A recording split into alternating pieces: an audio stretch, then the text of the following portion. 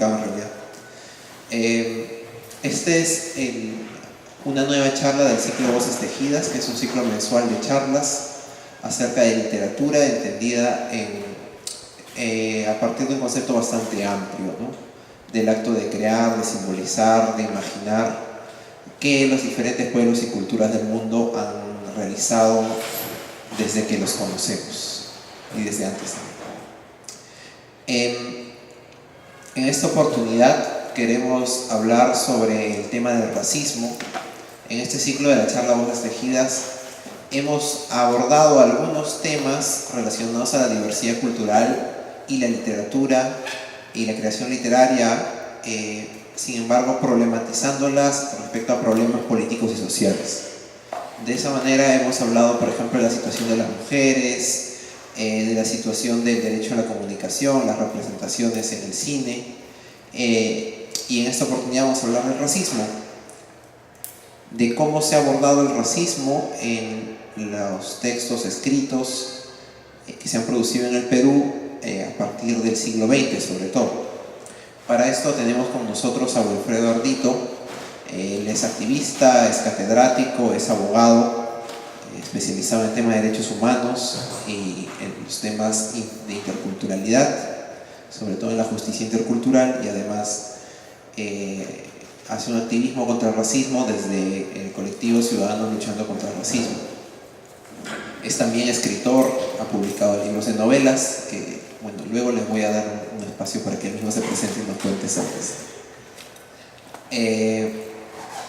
Tenemos también con nosotros a Manuel Cornejo Chaparro, investigador del Centro Amazónico de Antropología y Aplicación Práctica, especialista en el tema de literatura amazónica, tanto escrita como oral.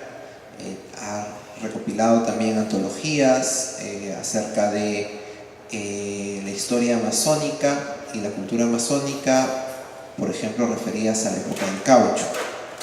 Ha sido editor de varios libros y también su producción intelectual es extensa. Primero les quiero dar un pequeñito espacio para que se presenten y luego comenzamos con las preguntas. Vamos a tener dos preguntas y con las respectivas respuestas y luego preguntas del público. Sí, Manuel. Muchas gracias a los organizadores, a la Cátedra de la Literatura por esta invitación y permitir poder dialogar con ustedes sobre temas que a veces escapan de espacios académicos, ¿no? Y la Cátedra de la Literatura sí me parece un espacio donde se pueden articular estos diversos espacios, diversas plataformas de diálogo, y se puede ir conociendo también otras realidades, ¿no?, de nuestro país de diferentes perspectivas. Sí, bueno, lo mismo, reitero mi agradecimiento, y también me parece muy importante que cuando se hable de literatura se busque contextualizar, ¿no?, o sea, la creación literaria para determinados problemas sociales, ¿no? Por eso creo que esta invitación y todo el ciclo de conferencias ayudan a reflexionar y ubicar la creación literaria en determinados contextos. Gracias Manuel y Wilfredo. Entonces entramos de lleno con el tema. Bueno, primero para hacer un poco de contextualización, ¿no? Los textos escritos producidos en el Perú republicano representaron a los pueblos andinos, amazónicos y afroperuanos como grupos otros, es decir, separados de la sociedad nacional moderna y occidental. Esas representaciones fueron dominantes sobre todo en un periodo del pensamiento que estuvo marcado por el llamado racismo científico. Podemos decir, si nos aventuramos un poquito, que era un sentido común en una parte de la intelectualidad peruana a principios del siglo XX. Al mismo tiempo, las crónicas de exploración, informes de misioneros que visitaron la Amazonía empleaban estereotipos similares, señalando a los pueblos indígenas como salvajes y a los colonizadores como civilizados. Bueno, en este conversatorio queremos proponer una reflexión crítica sobre el pensamiento racista en el Perú, el problema del racismo en el Perú y su presencia y abordaje en la literatura, así como el desarrollo desde estas imágenes iniciales hacia la irrupción de voces desde los propios pueblos discriminados, que emplean representaciones diferentes, dignas en nuevos textos literarios. Entonces, en el primer bloque vamos a hablar de estas imágenes iniciales. Y la pregunta va así, ¿no? ¿De qué maneras la literatura republicana del temprano siglo XX, del periodo temprano del siglo XX, y las crónicas sobre la Amazonía representaron a los pueblos indígenas, andinos, amazónicos y afroperuanos? ¿Qué esquemas ideológicos operaban en estas representaciones? ¿De qué maneras estas representaciones contribuyeron a sostener el orden social de esos momentos? ¿De qué manera estas representaciones además han persistido en los imaginarios peruanos hasta nuestros días? Sé que es muy extenso, entonces tenemos 15 minutos cada uno. Gracias.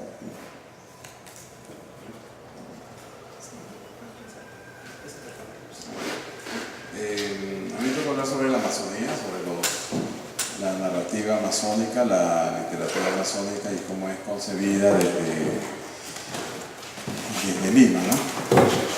En Lima de inicios de la frontera sobre inicios del 20, ¿no? El siglo XX, estamos hablando 1900, imagínense una Lima que para entonces llegaba, cuando ya se habían derrumbado las murallas de la Avenida Grau, las murallas coloniales, se estaba extendiendo, pero no llegaba más allá de la Plaza 2 de Mayo, o las primeras cuadras de la Avenida Brasil, las primeras cuadras también de la Avenida Arequipa, y una parte de la Victoria, y los barrios tradicionales del Rima y de Barrio Salto, ¿no? Lo demás Lima era muy pequeño. Con el Callao nos separaban chacras, haciendas, con Pueblo Libre, Magdalena igual, ¿no? Entonces era una Lima muy pequeña, y como esa Lima pequeña, también la mirada hacia el Perú era pequeña. Es más, era pequeña y era miope. Entonces, para poder contextualizar esta mirada limeña en la narrativa, habría que irse un poco más allá, a mediados de la década del 20, donde nos comenta en sus memorias Vargas Llosa, que cuando él era niño, Vargas Llosa tenía el 36, ¿no? Cuando tenía el 46, el 50, cuando tenía 14 años, 15 años, comenta Vargas Llosa en sus memorias de que le era difícil a él, como estudiante, imaginar el Perú, ¿no? Ahora tenemos el internet, tenemos todo el WhatsApp y todas las imágenes, pero le era difícil imaginar el Perú a Vargas Llosa en su adolescencia, ¿no? Aquí en Miraflores, ¿no? Y decía que para ver la sierra se referían a imágenes, remitían imágenes y algunos libros, ¿no? De literatura, ¿no? Y para la selva era más difícil, y lo que leían eran crónicas, o sea, cosas ya antiguas, ¿no? Siglo XIX, si es que quería conocer algo de selva, ¿no? Entonces esa mirada anacrónica que la vive el joven, el adolescente Vargas Llosa, es encarnada aquí a inicios del siglo XX. Entonces hay producciones, todas las producciones que aparecen acá tienen esa carga de discriminación, de racismo, de exclusión, y hay una ficcionalización del indígena. Uno puede ver, por ejemplo, en la literatura, cómo hay esa contradicción entre las obras literarias de la época con las fotografías. En algunas fotografías se pueden ver a los indígenas ya insertados, ya con vestimenta occidental, con una agencia propia. Muchos venían a Lima. Hay casos de líderes indígenas como el famoso Ituspa, que en 1868 viene a entrevistarse directamente con el presidente Balta, ¿no? Pero a pesar de eso, en la literatura y en la narrativa de inicios del siglo XX, pervive esta imagen anacrónica, ¿no? ¿Con qué objeto? Con el objeto de esta Lima hegemónica, centralista, poder legitimar su liderazgo a nivel nacional, ¿no? Y legitimar también a la élite ilustrada como la que tiene que llevar el llamado desarrollo y progreso de la nación, ¿no? A espaldas siempre de las poblaciones mayoritarias, excluidas, ¿no? Y los llamados otros o subalternos, ¿no? Y ejemplo de ellos son varias crónicas. No voy a pasar por el tiempo muy rápido, chiquito, a algunas de ellas que tienen mucha carga discriminatoria. Una de ellas es, y otras son felices descubrimientos, ¿no? Hay un norteamericano que está en la zona de los Aguajún, ¿no? Que están al norte. Los Aguajún pertenecen a la familia lingüística jíbaro y están al norte del Perú, en la frontera con el Ecuador, ¿no? Y son siempre vistos tradicionalmente como guerreros, ¿no? Sabemos de ellos por los sucesos de Bagua, ¿no? Entonces hay un viajero francés, norteamericano, que explora todo el territorio buscando oro. Es un buscador de oro, ¿no? Tipo esos buscadores de oro de California, norteamericano. Y es interesante, estuve releyendo en la mañana ese libro de Abdelgraf, y cómo remonta en su cerebro, cómo remonta todas las imágenes que tiene del indígena norteamericano, todas las imágenes del Far West y de toda la conquista del oeste, y la traslada acá a la Amazonía, ¿no? Entonces eso es sumamente interesante, todo el prejuicio que viene. Ella viene con una carga antes que llegue a la selva, ¿no? Y en la selva empieza, uno puede ver que la acogida de los aguajún hacia él y todo el recelo, ¿no? Le dan masato y piensa que lo van a envenenar, le dicen que pase adelante, ¿no? Con una señal de cortesía, piensa que lo va a matar, ¿no? Y de la pura sospecha mata a los aguajún, porque los mira y piensa que en cualquier momento lo van a matar y mata a 6, ¿no? Entonces toda esta carga de prejuicio, ¿no? Se ve en este Abdelgraf como en otros de la época. Pero hay otros casos que son positivos. Hay un caso que conocemos muy bien, un ingeniero que se dedicó después a recolectar material cultural, ¿no? De la cultura mochica, Enrique Bruni, ¿no? Está ese museo que está en Lambayeque, y recopiló también lengua mochica también en las primeras décadas del siglo XX. Él hace un viaje, él forma parte de las juntas de vías fluviales y hace un viaje a la zona de los Aguajún en 1902, pero escribe el informe que se conoce, pero recién hace pocos años se ha editado el libro de memorias de su viaje, que se publicó póstumamente el 28 en Alemania. Y en ese libro es interesante porque la imagen es más o menos contemporánea a Abdelgraf, pero la imagen que nos cuentan los jíbaros es diferente, de los aguajún es completamente diferente. Él atribuye, bueno, habla de que son guerreros, tradicionalmente guerreros, pero atribuye a la violencia de los aguajún. ¿Por qué? Porque él se dio cuenta, estuvo unos meses, que los mestizos en la zona, y da nombres certeros, ¿no? Bagua, por ejemplo, dice que los mestizos de Bagua aprovechaban que los aguajún iban a cazar algunos días y raptaban a las mujeres aguajún, ¿no?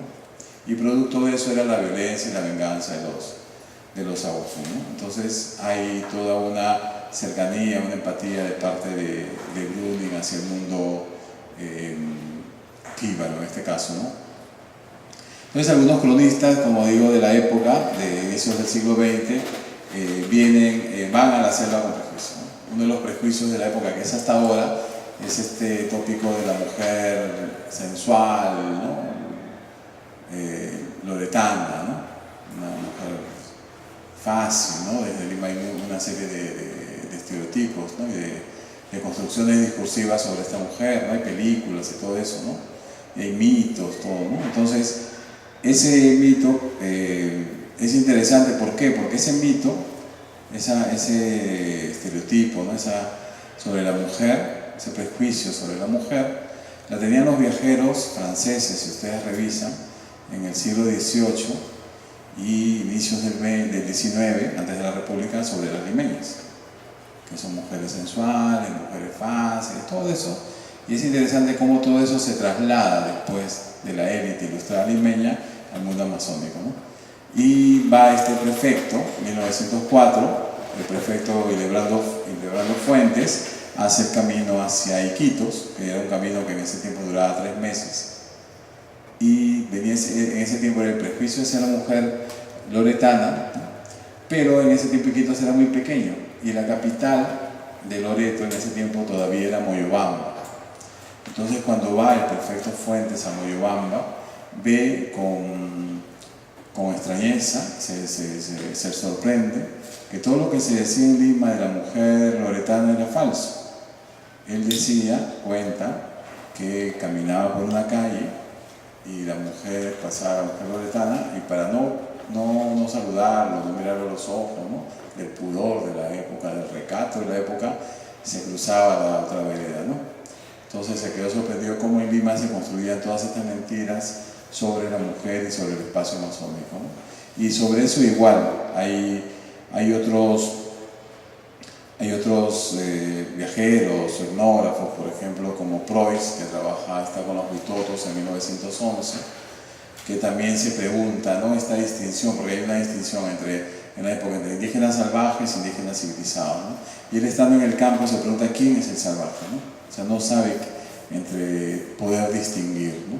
Entonces hay una exotización, hay una ficcionalización que se va creando en como se decía al inicio, en y abro comillas, orden social que se quiere imponer desde Lima, ¿no? Desvirtuando las agencias y las diversidades culturales de los propios indígenas amazónicos. Es por esto también que algunos años después, décadas después, en el centenario de la República, cuesta imaginar a las élites ilustradas limeñas y algunas provincianas también, a los amazónicos dentro del proyecto nacional, ¿no? Es más, no están en el debate, ¿no? Si ustedes ven el debate indigenista, está el sujeto andino, pero el amazónico no figura, ¿no? Entonces, pero hay algunos casos también excepcionales, ¿no? Hay casos como el Rómulo Paredes, que escribe un poema atazorense, ensalzando la figura del indígena, que es interesante, y otros casos de poetas también, ¿no? La figura del escritor también que va a la selva, es algo que se enlaza con el pensamiento de aquí de González Prada, ¿no? González Prada habla de un intelectual aventurero, ¿no?, antiacadémico por naturaleza, entonces un intelectual aventurero, ¿no?, que tenga relación con el pueblo. Entonces algunos pertenecientes al círculo literario González Prada, algunos integrantes, tienen relación con la selva, ¿no? Está el conocido Dávaro Sibizón, está Rey de Castro, está Amézaga, Carlos Germán Amézaga, que también escribe una famosa poesía, La leyenda del caucho, que se escribe entre 1905 y 1906, publicada en la revista Prisma, que la dirigía Clemente Palma. Y en la poesía se pueden ver algunos elementos de este miedo a convertirse en salvaje desde Lima, de estos estereotipos y de esta idea de las jerarquías sociales, ¿no? Porque hay una parte en el poema donde los indígenas están comiendo mono y le ofrecen al poeta, y el poeta no lo aleja lejos, ¿no?, por temor también a tener características animales, ¿no?, simiesca, ¿no? Entonces rechaza todo lo que venga de estos indígenas, ¿no? Entonces, como vemos, hay esos estereotipos, y hay algunas crónicas que tienen mucha mayor empatía y que tienen cierta también tradición con las crónicas del siglo XIX, ¿no? Gracias, Manuel. Exactamente 15 minutos. Wilfredo. Sí, bueno, vamos a mencionar, no del tema masónico, sino de cómo aparecen indígenas, cómo aparecen los afroperuanos. Yo debo decir, como dijo Marco, que yo llevo mucho tiempo enfrentando problemas de racismo y discriminación, y yo debo decir que desde muy pequeño yo sentía que todo eso era muy evidente por las obras literarias que se hacían en el Perú. Y si bien el racismo no aparecía en los periódicos, no aparecía en la televisión, no aparecía como un tema, cualquiera que leyera una novela peruana lo veía y aparecía mucho. Y el racismo aparece como una situación casi inexorable en la convivencia de los peruanos. Tenemos en Ave sin Nido, Clorinda Matro Turner, lo tenemos nosotros en Matalaché, lo tenemos nosotros en Ventura García Calderón. O sea, el racismo aparece como una situación permanente, donde aparece como un personaje, una constante, el blanco abusivo, el blanco explotador, el blanco cruel. Y esto es un elemento que yo creo que es muy importante señalar, como la literatura peruana, mientras había un silencio de otros sectores, fue una literatura de mucha denuncia e interpelación respecto a los maltratos y humillaciones que sufría la población indígena. Ahora, no es un tema que donde se incorpora la población amazónica, pero la población andina sí. Tanto los abusos que se cometían en las zonas rurales, con una serie de autores, galerías así que lo manifiesta, como la difícil convivencia en las zonas urbanas, que esto aparece como una situación muy frecuente, eso está desde, bueno, es difícil encontrar un autor hasta los años 70 que no trate el tema.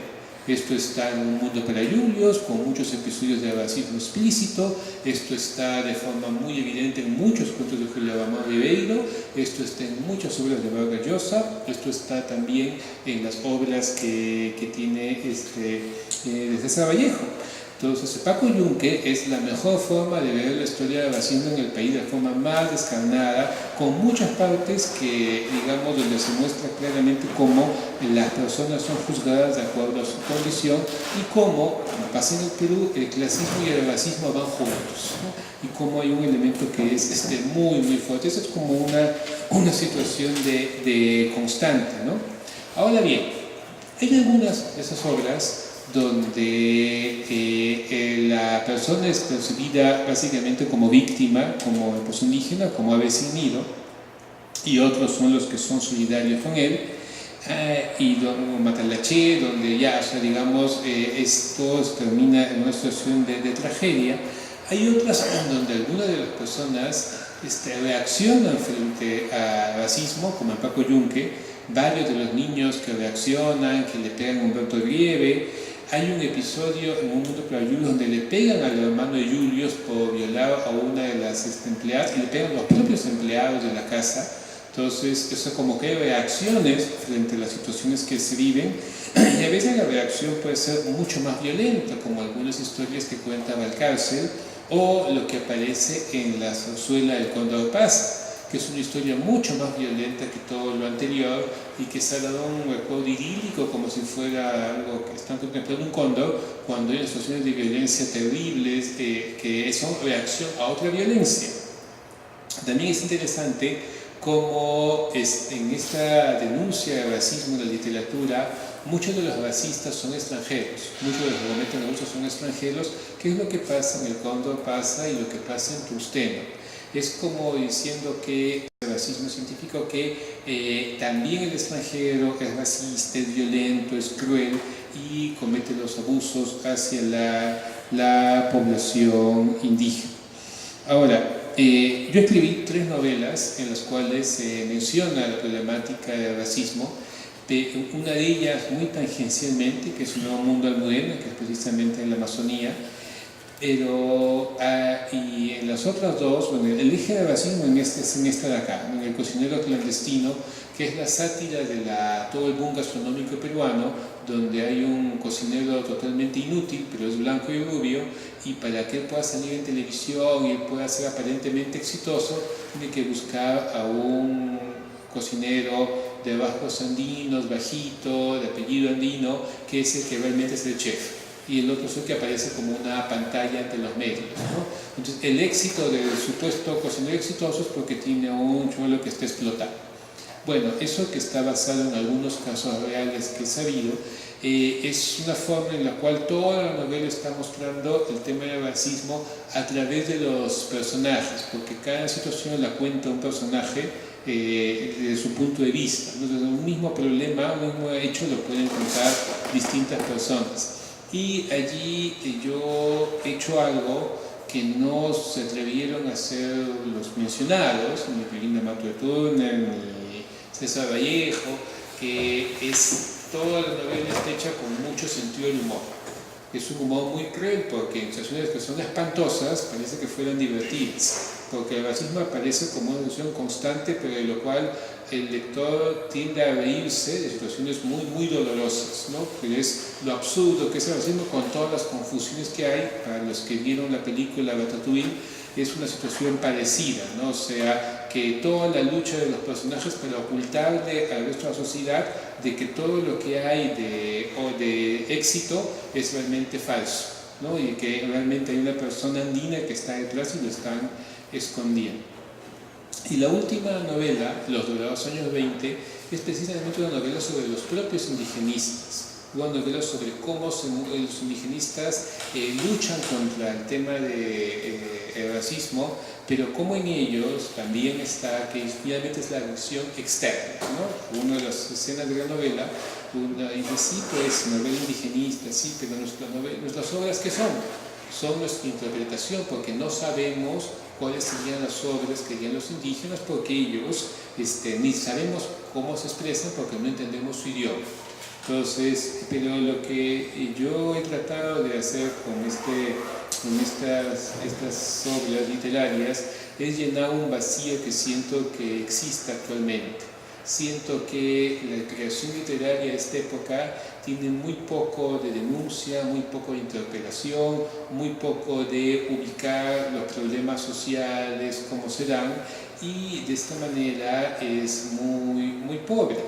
Y es más, sobre todo cuando llega a ser una literatura básicamente comercial para entretenerse sin tener, como las obras de Bailey y otros, no hay mayor tipo de contenido, ni hay la aspiración de que tenía Clelinda Mato de Turner, César Vallejo, Escorza y yo, que las situaciones que estamos señalando, denunciando, desaparezcan. O sea, lo que nosotros buscamos, o ellos buscaban y yo también, es interpelar a las personas que nos leen para que se indignen y busquen generar un cambio a ese respecto, ¿no? Y bueno, esperemos que otras personas también consuman literatura de esta manera para contribuir a generar ese tipo de cambios. Muchas gracias a Manuel y a Wilfredo para hacer una pequeña síntesis de lo que hemos conversado. Primero quiero comenzar por una observación a lo que ha dicho Wilfredo, ¿no? En la charla se planteaba partiendo de la premisa de que la literatura peruana digamos, la primera mitad del siglo XX había sido racista porque el pensamiento era en general racista. Sin embargo, vemos que el problema es mucho más es muy diferente y mucho más complejo de ello, ¿no? Que había una gran preocupación por el racismo como orden social en el Perú y que la literatura se convirtió en un espacio de denuncia. El problema iba, por lo que señala Wilfredo en su novela, que finalmente se trataba de una mirada externa, ¿no? Posiblemente en algún momento se haya caído en el paternalismo, sin embargo, no es la situación de opresión total que habíamos quizás planteado en un primer momento. También hemos encontrado lo mismo en la intervención de Manuel, donde encontramos que hay diversidad en las crónicas, en los textos sobre la Amazonía. Encontramos también algunas miradas con un poco más de simpatía hacia los indígenas, o por lo menos aceptando que existen diferencias culturales y que existe valor en estas diferencias, ¿no? O problematizando por lo menos el hecho. Entonces, lo que queríamos abordar en el segundo bloque era qué ha cambiado, ¿no? Desde esos momentos hasta la producción actual, ¿no? Se están produciendo textos literarios que revierten estos esquemas que, bueno, Wilfredo ya nos ha adelantado un poco, ¿no? Que la denuncia en la literatura ha bajado muchísimo. De hecho, no se encuentra un escenario tan tupido de obras que interpelen en estos momentos. Sin embargo, ¿qué más hay? Sería mi pregunta, ¿no? ¿De qué manera se está tratando el tema? ¿De qué manera se está abordando el tema? ¿Existen textos literarios que revierten las representaciones anteriores? ¿Qué tipos de personas desde dentro o desde fuera de los grupos afectados, los grupos racializados, están enunciando otro tipo de representaciones? Y si se pueden señalar algunos ejemplos, sería lo mejor. Sí, ahora sí le vamos a dar primero la palabra a Wilfredo, que creo que estaba pensando. Ya, bueno, yo creo que lo que estamos esperando es que, lo que yo considero, es que no es fácil que para una editorial, como editoriales que, digamos, buscan vender bestsellers, buscan libros que generen muchos recursos, tener obras que puedan generar interpelación o que puedan cuestionar.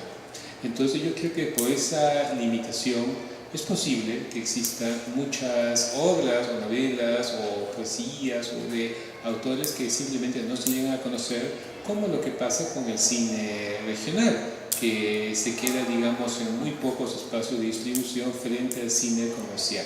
Entonces yo creo que no se debería juzgar solamente la presencia de autores en los medios respecto a la presencia de su vigencia, ¿no?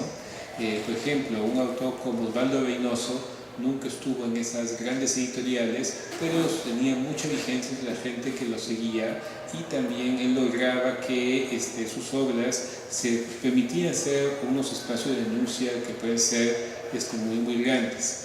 Yo lo que creo es que es posible que en algunos casos hay un fenómeno de algunos escritores peruanos, que es cuando ellos se internacionalizan tanto que ya el tema peruano ya desaparece, y el riesgo es que suceda como obras de Vargas Llosa, obras de Santiago Boccaliolo, que las podría hacer cualquier escritor de otro país, no necesariamente acá. Sin embargo, yo creo que hay una novela que me impresionó mucho por su forma como denuncia el racismo, que es la novela La voluntad del Molle de Karina Pacheco. Esta novela, digamos, desnuda las relaciones de racismo en la ciudad del Cusco a través de lo que aparentemente es una historia familiar. Y tanto lo que me pasó a mí como a la mayoría de gente que la ha leído, es imposible leerla sin cuestionarse de todas las situaciones de racismo que uno vivió dentro de su propia familia. Entonces, el racismo de los abuelos, los tíos, los hermanos, el racismo que puede haber en una fiesta infantil. O sea, es, digamos, lo más doloroso de esta novela es la manera como se vincula con situaciones cotidianas. Pero precisamente porque como son situaciones cotidianas que todos hemos vivido, nosotros decimos, pero evidentemente no nos puede recordar, bueno, efectivamente, ahí hay racismo. No solo el racismo en la relación con la empleada del hogar, sino el racismo en la relación con tal tía, con tal primo, con tal persona, en quién es el nieto preferido, quién es el tío preferido, en la forma como se comporta, quiénes son los amigos más queridos de los papás o de las mamás. Y por eso yo creo que es una novela que interpela mucho, pero por eso yo creo que es una novela que es más difícil que muchos lectores la puedan sino más procesar con tranquilidad. Y lo mismo pasa, yo creo, con lo que yo escribo. Yo siento que a veces puede ser demasiado doloroso, pero como yo he dicho, yo escribo de forma que puede parecer muy divertida inicialmente, hasta que uno se da cuenta de lo que aparece ahí detrás. Pero por eso mismo, cuando uno llega a la parte que se da cuenta que detrás de eso aparentemente sentido del humor hay realmente una tragedia, entonces a la gente le cuesta mucho pasar más a compartir ese tipo de hechos. Pero yo sí creo que en el periodo necesario llegar a ese tipo de niveles. También es interesante que Karina Pacheco en sus obras siempre es la expresión del otro, es decir, del no discriminar. También he escrito otras obras, pero también llega a la internacionalización, porque otra novela que denuncia mucho el tema del racismo está ubicada en Guatemala, pero también es la visión del no discriminar. Entonces sería interesante cuando aparezca la visión del discriminado, o sea, la visión de la propia persona que sufre la marginación. Eso es lo que yo intenté colocar a través de uno de los personajes de El Cocinero Clandestino, donde el protagonista relata muchas historias de discriminación que yo he redactado en base a las situaciones que me sucedieron a mí y situaciones que le han sucedido a otras personas que conozco. De hecho, esa es la parte que muchas personas me dicen, eso que le pasó a Wilson no pasa. Y digo, eso me pasó a mí, y eso también, y eso le pasó a otra persona, y eso le pasó a personas que tú conoces, ¿no? Entonces, esa es parte que es una serie de situaciones autobiográficas y que le suceden a otras personas que conozco.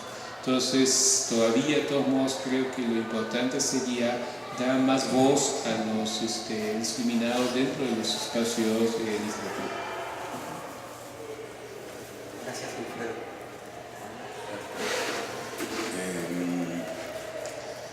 Bueno, en los últimos años ha habido una especie de contrapunto y de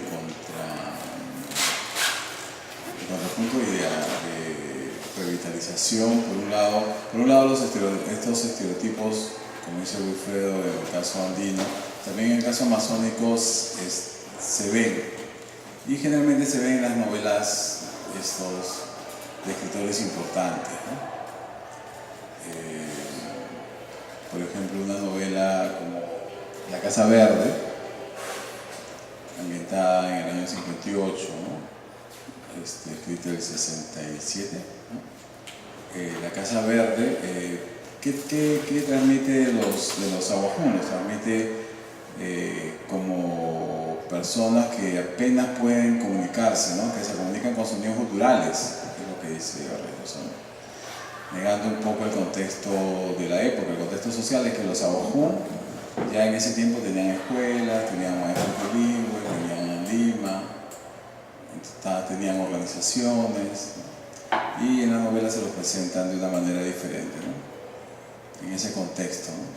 Pero ya es un tanto imperdonable en novelas ya tan recientes, ¿no? Como la novela de Jeremías Gamboa, Contarlo Todo, donde también está ambientada a fines ya de los 90, inicio de los 2000, y se presenta cuando habla de los aguajún, ¿no? El personaje es un periodista que tiene que ir a cubrir el conflicto con el Ecuador, y cuando menciona a los aguajún menciona que son prehistóricos, ¿no? Trayendo consigo toda esta herencia de discriminación, ¿no? Pero yo hablaba de este contrapunto, ¿no? Por un lado, desde las grandes editoriales, los grandes autores, siempre mirando a la Amazonía como una Amazonía fuera de la historia, y por otro lado, estas iniciativas de autores, de escritores amazónicos, ¿no? Yo creo que un punto de quiebre en eso, en esa revalorización, ¿no? De los discriminados, como decía Wilfredo, es Ortega Cabrera. Luis Ortega Cabrera, un gran escritor, reconocido también aquí en la Casa de la Literatura, publica El Universo Sagrado, que es una recopilación de relatos chipivos, orales, trasladados a las escrituras con un lenguaje muy poético, y que nos enseña, ¿no? Cómo es ese mundo cultural amazónico, todo el simbolismo, el espiritualismo y esta relación tan cercana con el bosque, ¿no?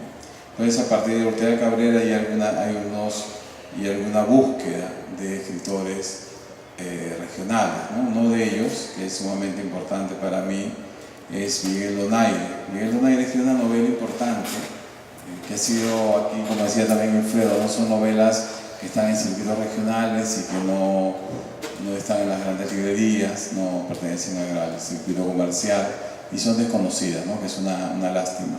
Pero Miguel Donaire tiene varias novelas, se publica en una editorial de Iquitos, Pro y Contra, y tiene una novela muy interesante que se llama El Búho de Queen Garden.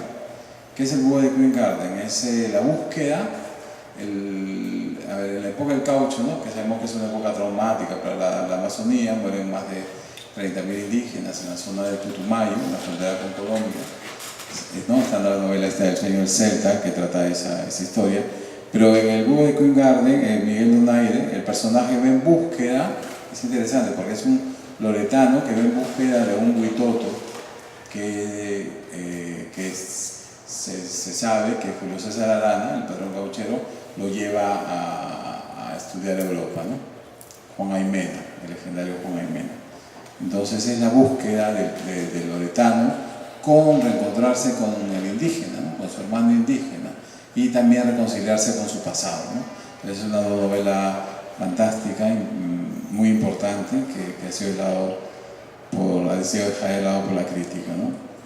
Y también está, bueno, un poco antes está también Ricardo Virgüe, que escribió una novela también importante, que es Las Guerras Secretas, que recrea esta historia funesta para la historia de la República Peruana, que es el bombardeo que hace el Estado peruano a los maxés que viven en el Yaquerana en 1965, bajo el gobierno de Belaúnde, ¿no? Y bajo este lema del Perú para los peruanos. Hay un bombardeo del ejército peruano a esta población, ¿no? Que defendía su territorio, ¿no?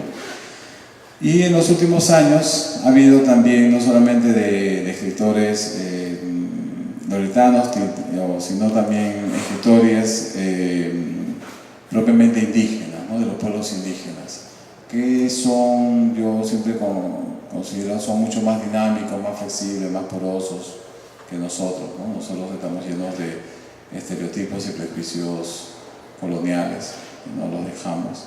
En cambio ellos se adaptan a nuevas formas de escribir, nuevas formas de poder transmitir, ¿no? toda su cultura, y en relación también con la sabiduría y con el saber tradicional, ¿no? de sus ancestros, ¿no? De sus antepasados. Y en este caso es importante las obras de Rembert Yaguarcani, que es un pintor huitoto que transita y dialoga entre la pintura, ¿no? Que es un espacio visual, con las letras, con la literatura, y tiene varios libros, algunos de ellos publicados aquí en la Casa de la Literatura, sobre relatos orales, dialogando, ¿no? la imagen, la pintura, con la escritura, ¿no? Y también hay esfuerzos colectivos, ¿no? O sea, los hermanos indígenas nos enseñan también esto de la creación, que también puede ser una creación colectiva, y hay esfuerzos de organizaciones cocamas, por ejemplo, que a través de la escritura, ¿no? Que son los discriminados, también ellos pueden enunciar su visión del mundo y su problemática, ¿no? Y para terminar, hay un caso también de un narrador aguajún, que yo tuve el honor de presentar el libro aquí en la Casa de la Literatura hace ya unos 3 años, Larry Gutiérrez, que escribió una novela que también la crítica no le tomó importancia, que se llama Corazón Indígena, el ataque del Puma Negro, ¿no? Que es del 2014. Y Larry es un escritor, pero un escritor aguajú que vive aquí en Lima, y que publica esta novela, y es una novela de aventuras, es una novela muy interesante. Los personajes no son personajes anacrónicos, son personajes dinámicos, son personajes que pueden dialogar con el otro, y hay personajes muy actuales para la Amazonía, ¿no?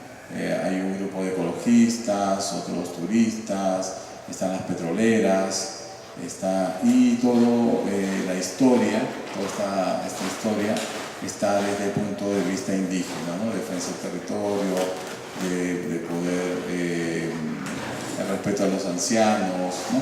Entonces es una novela muy, muy bonita, muy interesante, muy consistente, ¿no?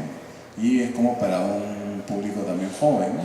Una novela, este tipo de novelas que podrían fácilmente estar en un plan lector, por ejemplo, para las escuelas, ¿no? para los niños, ¿no? Como las anteriores que he mencionado de Rembert y Abarcani o de los hermanos Cocamo. Muchas gracias a Manuel, Wilfredo. Entonces ahora estaremos abriendo la ronda de preguntas. Si tienen alguna consulta o comentario acerca de los temas tratados, es el momento para formularlos. ¿Sí? Sí, Jorge. Buenas noches. A Wilfredo y a Manuel. Dos preguntas. Una era, nombró, señor Wilfredo, que Clorinda, Vallejo, escribían sus obras que tenían un matiz muy fuerte de denuncia social, ¿no? Y la pregunta sería, ¿por qué cree que en esa época, creo que años 20, 30, o siglo XIX, 1800, hubo un boom, entre comillas, de novelas que denunciaban justamente ese tema, ¿no? Tal vez, respondo así de modo tácito, puede ser por el contexto, puede ser por la influencia, ¿no? Ese es uno. Y lo otro sería, usted mencionó que también había actualmente novelas donde había una carencia de ese tema. Y usted creo que dijo que se debía al tema editorial. También habría otras causas tal vez de por qué actualmente los libros, las novelas, hasta las películas, ¿no? No tienen ese matiz y son más, como dijo usted, tocan temas más epidérmicos, ¿no? Pero no llegan a profundidad a temas sociales. Esas dos preguntas. Quizás con muchas novelas preguntas. Sí. Sí, ¿alguna otra pregunta? ¿O comentario, intervención? ¿Sí? No. Vamos con la respuesta entonces y después continuamos. Bueno. Sí, a mí también esos temas me pongo a pensar, ¿no? Yo creo que todo, o sea, Clorinda Mateo Turner, César Vallejo, Ciro Alegría, son personas involucradas en política también. Son no solamente autores literarios, son gente que está comprometida con movimientos políticos, ¿no? Y por eso es que ellos, sus obras, como decía, buscan generar cambios en la sociedad. Si actualmente eso no está presente, se debe también a que estamos en una sociedad más despolitizada, en una sociedad también que se ha convertido en más individualista, donde las personas creen que los problemas sociales los pueden enfrentar de forma individual. La consecuencia de esto es un empobrecimiento de la literatura, un empobrecimiento de la reflexión. Tenemos nosotros que los principales teatros de Lima representan una obra por un hecho que pasó en Nueva York o en Holanda, entonces, y no los problemas que suceden acá. Entonces, la aparente cultura es una cultura muy fuerte de evasión. Entonces, hay una influencia de las editoriales, pero también hay una influencia también de esta mentalidad que se produce. Y cuando hay una obra que puede cuestionar esto, como les estaba mencionando Manuel, esa obra finalmente no encaja en el perfil superficial, ay, siéntete bien, no te preocupes, ¿no? Todo va a pasar. Entonces, digamos, por eso es que actualmente no tienen ese, digamos, no quiere decir que no haya, ¿no? Pero sí quiere decir que no tienen ese mismo peso comercial, ¿no? Y quedan pues, y a veces uno puede decir, de hecho es una cosa que probablemente me pasa a mí también, pues si no, yo no voy a leer. Entonces, ¿cuál es el sentido que hago un cuarto libro? ¿No? Si eso es, digamos, ¿no? Si yo fuera la AVI o alguna de las personas que ha mencionado Manuel y no se va a difundir lo que yo escribo, entonces es como si no hubiera sucedido, ¿no? Y eso puede generar una situación de desaliento, ¿no? Por eso no es que se prohíba que determinadas obras se publiquen, pero al no difundirlas casi como estás desalentando, disuadiendo, ¿no? Que yo creo que eso es lo que sucede. Sin embargo, ¿usted cree que los libros de Balcarce, en su época, de Vallejo, de José Estrada, llegaban a todo público? No, pero llegaban mucho más después. Esa era la literatura de la época. O sea, por supuesto que había otras novelas un poco más frívolas y superficiales, pero digamos el esfuerzo que tuvieron Mariette y otros es a través de distintas editoriales, lograr que esas novelas cuestionantes fueran la obra de la época, la literatura de la época, ¿no? Como muchos que se han reconocido aquí, como Sebastián Salazabón y Julio Abraham Vela, como que además yo quizás es una especie de trauma después del tema de conflicto armado, o sea, es el temor a que la literatura despierte, entre comillas, malos pensamientos. Entonces, y yo pienso que la literatura de denuncia puede generar también a algunas personas, ¿no? Que claro, tú lees las últimas líneas de Paco Juncker, las últimas líneas de Aves sin Nido, de Emilio Sánchez Geno, y dices, basta, ¿qué es eso? ¿No? Y la novela no buscaba que la gente tomara las armas, pero buscaba generar indignación, ¿no? Y por eso ese tipo de literatura no estoy seguro si las personas actualmente la recibirían como algo tan positivo, ¿no? Entonces yo creo que eso es un elemento que habría que señalar. O sea, no es que la sociedad se haya vuelto más individualista porque sí, es como el haber puesto a un trauma y digamos, la gente quiere seguir comprando libros, pero que los libros no generen mayor tipo de conmoción, ¿no? Entonces libros pueden ser autoayuda, sí, o simplemente novelas, o como se mencionó, películas que son simplemente intrascendentes, ¿no? Que eso es básicamente lo que se busca, ¿no? O sea, que no genere mayor tipo de cuestionamiento, porque si te empiezas a cuestionar, vas a pensar, y si empiezas a pensar, vas a cuestionar muchas más cosas, ¿no? Y eso es lo que no se busca, ¿no? Una consulta, disculpe que me interrumpa. ¿Eso es parte de un tema de política de gobierno para usted? ¿O es solamente un efecto de una desculturización a nivel global? A ver, ¿qué es lo que yo no sabía que iba a contestar tantas preguntas. ¿Qué es lo que yo veo? Lo que yo veo es que hasta hace 10 años, yo cuando trabajaba en ONGs, yo pensaba que la respuesta tenía que venir por otro lado. Pero ¿qué es lo que yo he visto desde que Humala fue presidente? Que muchos cambios para mí inesperados provinieron del Estado. Fue el Estado el que tiene ahora programas noticieros en quechua y en aymara. Es el Estado el que forma traductores en muchos idiomas indígenas. Es el Estado el que recorre las comunidades transmitiendo o llevando a personas que hablan otros idiomas. Es el Estado, Pensión 65, el que hace concursos de literatura para que los niños hablen sobre sus abuelos en idiomas indígenas. Entonces es el Estado el que hace cosas que yo no hubiera pensado que el Estado hacía. Entonces yo sí creo que una política del Estado podría originar que hubiera mayor tipo de conciencia para tener una literatura distinta. De hecho, es el Estado, el Ministerio de Cultura, que también tiene el programa Alerta contra el Racismo y que también hace convocatorias de ensayos sobre el tema del racismo.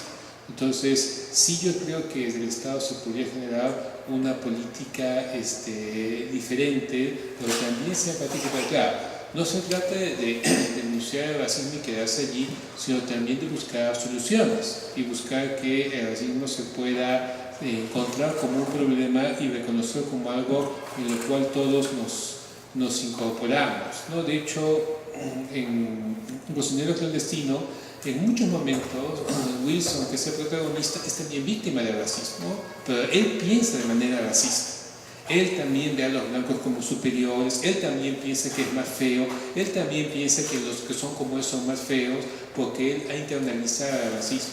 Y yo creo que eso no debería pensarse, que eso es claro, la literatura tradicional indigenista muestra casi como que lo malo está digamos, en el blanco, en el extranjero. Pero ¿qué pasa cuando uno ya es racista en sí mismo? Claro, eso, digamos, por ejemplo, Osvaldo Reynoso, él sí pone que también los propios discriminados pueden ser crueles entre sí, pero la literatura tradicional lo ve como algo más de otro. Yo sí creo que sería muy importante una respuesta del Estado, una política del Estado para enfrentar ese problema, y creo que medios de comunicación y literatura pueden ser muy poderosos, ¿no? De hecho, yo creo que a mucha gente la marcó Paco Yunque, la marcó Todas las Sangres, la marcó Los Ríos Profundos, la marcó Ave sin Nido, y yo creo que sería muy posible. Probablemente hay obras que se hacen en esta época que marcarían a muchas personas, porque ya no estamos hablando de conflictos de 100 años, sino que suceden actualmente, y que eso debería hacerse más visible para los escolares, para los adultos, para la sociedad. ¿Alguna otra intervención?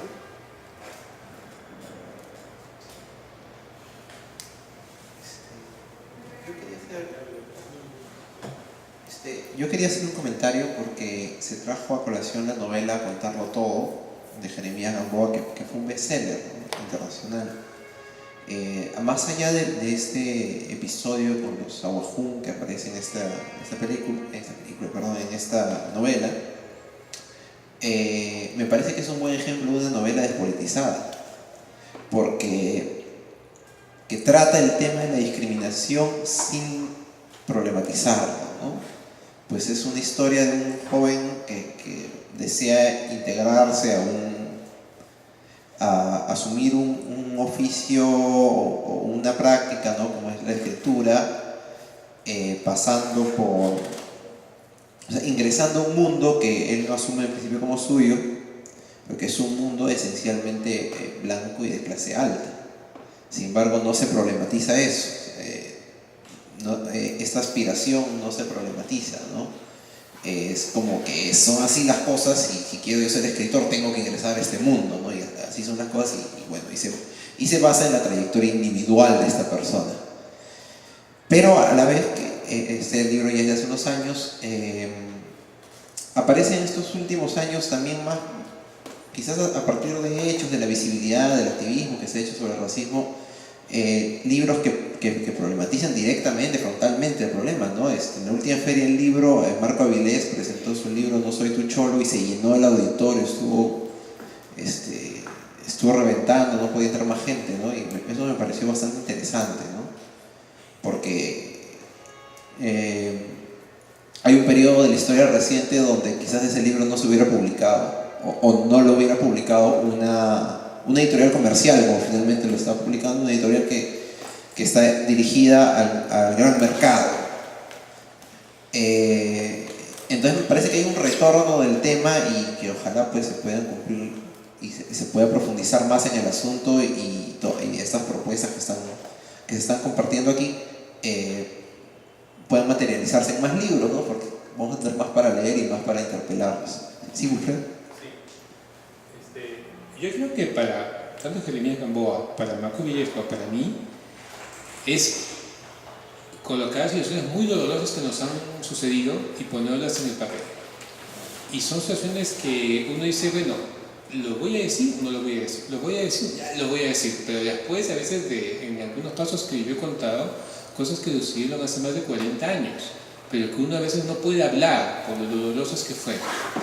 En algunos casos son situaciones de que uno, quizás a Marco, a Jeremías, a mí ya no me pasan, uno es mayor, pero en situaciones, desde momentos que nos pasa todos los días.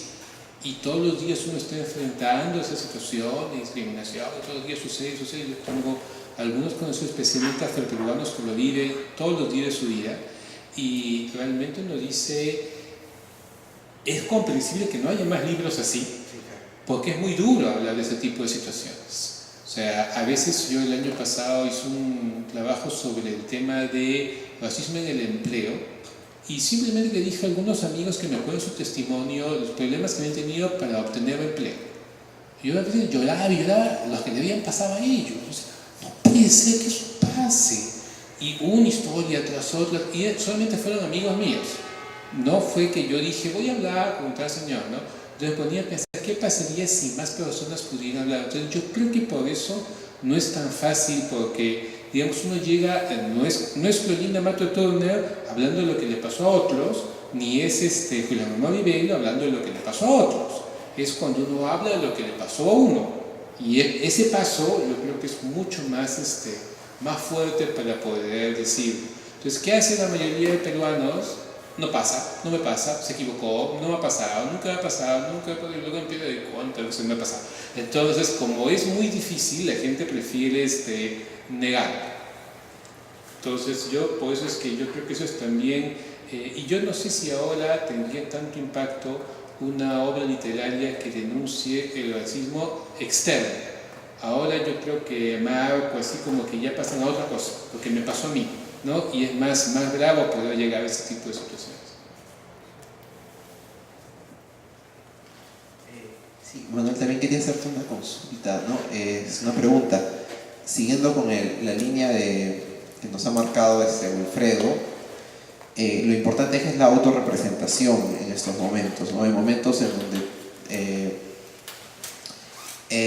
cada vez más personas deberíamos, si no lo han hecho ya, deberíamos tener acceso a espacios públicos, hablar con nuestra propia voz, sin mediaciones de ese tipo, ¿no? De los movimientos indigenistas del siglo XX, ¿no? Que tenían que hacer esa mediación porque el indígena estaba en una situación donde su voz no hubiera sido escuchada en la sociedad nacional.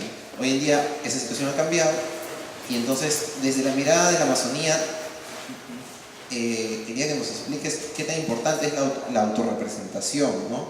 No solamente en el tema de literatura, sino también en los medios visuales, en el arte, en internet, en la televisión. Sí, en la literatura hay avances en cuanto a esta autorrepresentación del sujeto amazónico y temas interesantes, ¿no? O sea, no solamente, bueno, desde la literatura están los trabajos que he mencionado, que son las voces, esas voces soterradas, ¿no? Esas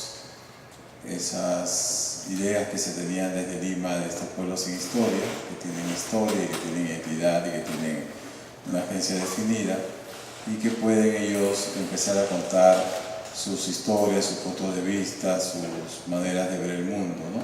Pero no solamente a través de la literatura, sino también a través de otros espacios, como el cine, por ejemplo. Hay muchos ejemplos de espacios de cine comunitario en la población amazónica, todos están en YouTube. Hay una escuela de cine amazónico con Fernando Valdivia y los propios indígenas amazónicos presentan sus documentales, ¿no? Aquí también hace unos años, en el 2014, se hizo dos documentales, dos, la historia de Chunita y el otro, la historia de Reinaldo, sobre migrantes amazónicos en Lima, ¿no? Y ellos también explicaban, no en el lenguaje escrito, pero sí en el lenguaje visual, todo este tema tan doloroso de la discriminación, ¿no? Ellos, además de ser discriminados por el color de la piel, también tenían la discriminación manejaban el castellano como segundo idioma, ¿no? Con todas las restricciones que tiene eso. Entonces tuvieron muchos prejuicios y mucha discriminación, ¿no? Hasta para conseguir empleo, para poder, fueron víctimas de algunos abusos aquí en la ciudad, ¿no? Y esos documentales presentan eso, ¿no? Otros documentales también presentan la historia de ellos desde su punto de vista de sucesos tan duros, tan trágicos como los sucesos de Bagua, ¿no? Uno, cuando quiere ver el punto de vista de los sucesos de Bagua indígena, solamente tiene que entrar a YouTube y puede encontrar a partir de la música aguajún, ya sea una música tradicional o llamados sanes o en cumbias amazónicas, letras en aguajún sobre lo que sucedió en Bagua desde el punto de vista aguajún, ¿no? Entonces hay muchos casos de esta apropiación también de parte de ellos y de poder contar estas historias que son para ellos también como para los escritores, ¿no? Como Gamboa, como Wilfredo, como Marco Avilés, también para ellos sumamente dolorosas, ¿no? Y ellos la ponen en escena pública, ¿no? Para poder entrar en este debate y en este diálogo, ¿no? Que pueda servir para poder, yo creo, dialogar, ¿no? Y hacer en este contexto del bicentenario algo que no se hizo en el centenario, ¿no? Que era estar representados todas las culturas, ¿no? En el centenario se obvió con toda la información que tenía hasta Mariátegui, ¿no? Con todos los Mariátegui y todos los políticos de la época, ¿no? Muchos de ellos también provincianos, se obvió al sujeto indígena, ¿no? Entonces, como ahí hay esa famosa frase de González Prada, ¿no? Que la nación está formada por las muchedumbres de indios diseminados, ¿no? En la banda oriental de la cordillera. No se tomó lo que había dicho González Prada décadas antes, no se incluyó. Entonces yo creo que el Bicentenario es un marco importante para poder dialogar, reflexionar, debatir y abrir espacios de discusión sobre este tema del racismo, de la exclusión y poder dialogar nosotros, ¿no? Peruanos. Bueno, si no hay más intervenciones, estaríamos terminando aquí la charla. ¿Sí? Sí, recordaba cuando mencionaba Manuel Cornejo todas las obras audiovisuales que se han realizado acerca de la autorrepresentación de los pueblos indígenas amazónicos, ¿no? Y recordaba específicamente a Ronald Suárez, que hizo Lima Shipibo, ¿no? Que actualmente él es presidente de la nación Shipibo-Lima, de una organización importante, y como a través de Lima Shipibo también, que es una obra audiovisual muy cortita, pero que presenta varias historias de chipibos que salen adelante y que tienen habilidades extraordinarias, que pueden ser chef, que pueden ser buenas personas haciendo textiles, ese tipo de representación a nivel audiovisual, donde ellos mismos se ven, se visibilizan, creo que es una buena herramienta para que ellos se afirmen en lo que es su identidad, ¿no? Esto es bastante importante para ellos, ¿no? Sin embargo, vemos cuando Chunita hace su reflexión que ella todavía se siente discriminada, pero que hay que trabajar muchísimo, ¿no? En eso. Creo que no solo nuestro país tiene este tema del racismo, a nivel mundial creo que también es un tema que se plantea.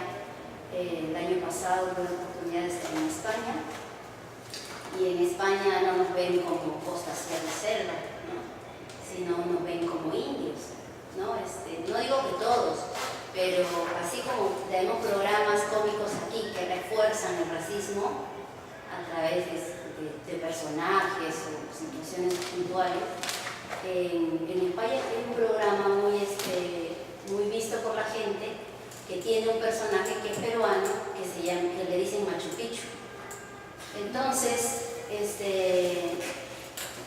eso se comentaba en las aulas de la universidad en la que yo pude estar el año pasado, ¿no? Entonces a mí me hervía la sangre, pero tampoco no era una cuestión de llegar a picarme, ¿no? Sino que más bien llegar a una reflexión de por qué está pasando esto, ¿no? Definitivamente lo que decía el señor Artito, de hacer políticas públicas, de movernos, de hacer algo para realizar esto, tiene que ver mucho con eso de la voluntad política, y tiene que ver mucho también con nuestro comportamiento y nuestras actitudes frente a ese tema, ¿no? Nada más eso, a mí me preocupa muchísimo porque todavía sigue en debate el libro de la soledad, esto de la reflexión que hizo Jorge Bruce, por ejemplo, hace años atrás también. Es un libro interesante que también habla y responde por qué los peruanos entre nosotros nos discriminamos solo por ser bajitos o gorditos, o si ya eres un poco más trigueñito ya te están discriminando. O sea, hay mucho por trabajar. Nada, de la literatura he venido a conocer un poco más sobre el tema, ¿no? Y gracias por las exposiciones de cada uno. Sí, muchas gracias. ¿Quieren hacer una respuesta? Sí. Entonces, muchas gracias por venir, muchas gracias Wilfredo, muchas gracias a Manuel. El próximo mes estamos cerrando el ciclo de charlas, el día 27, viernes 27 de octubre. El tema va a ser literatura y descolonialidad. Vamos a tener con nosotros a Yanet Sukasaka, que es investigadora de aquí de la Casa de Literatura. Ella es de Puno y ha hecho varios estudios sobre literatura de Gamaliel Churata, una propuesta descolonial desde el sur, y además al escritor e investigador amazónico Roger Runril, ¿no? Que nos visita desde el Putumayo, donde está ahorita, en aislamiento voluntario. Bueno, muchas gracias por venir y que tengan un buen fin de semana. Hasta luego.